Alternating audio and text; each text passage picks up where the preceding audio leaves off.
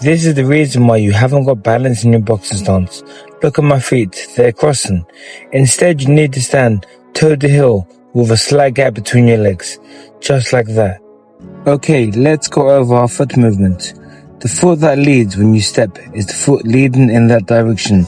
Back foot goes backwards first, front foot forward first, left to the left first, and right to the right first.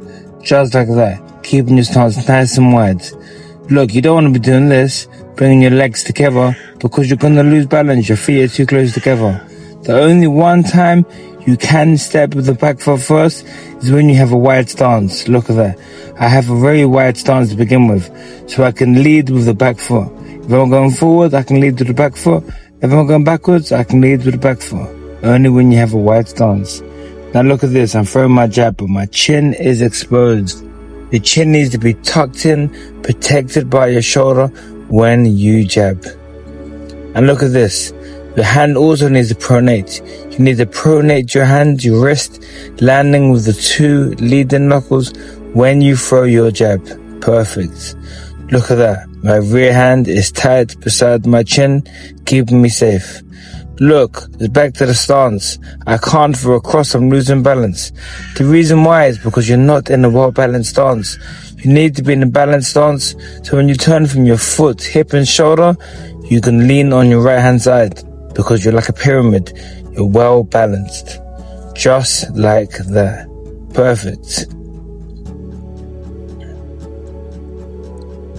Now look, I'm throwing my lead hook from my hips and my shoulder. I'm turning over. I'm keeping my shoulder high, protecting my chin. Good, just like that. Not low, because when you punch low, you're exposed. You need to be protecting yourself at all times. Look at my rear hand. It's tight, glued to my chin, keeping me safe in case my opponent tries to counterpunch me. Now I'm throwing my rear hook. Look, I'm turning on my foot, hip, and my shoulder. Look, my opposite hand is glued to my chin also. Just like that. That turn of the hips transfers all your body weight through the punch. And it's the exact same thing for uppercuts. With my lead uppercut, I dip down slightly, turn on my hips so I can thrust through the punch.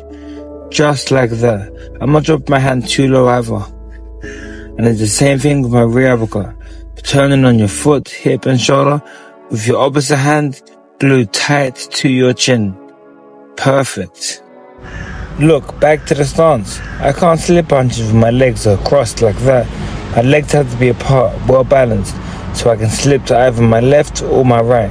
This is a traditional boxing slip. You're not rotating your hips, rather just laterally sliding down. Now this is a rotational slip. Use the counterpunch. I'm turning my hips and my back foot as I dip forwards. Okay, we're rolling punches. Right now we're dropping down, changing our level so we can go underneath the punch. But also at the same time, we're turning our hips with our hands glued to our guard, keeping us tight. Look, you don't want to be like that. Be open when your hands tight beside you.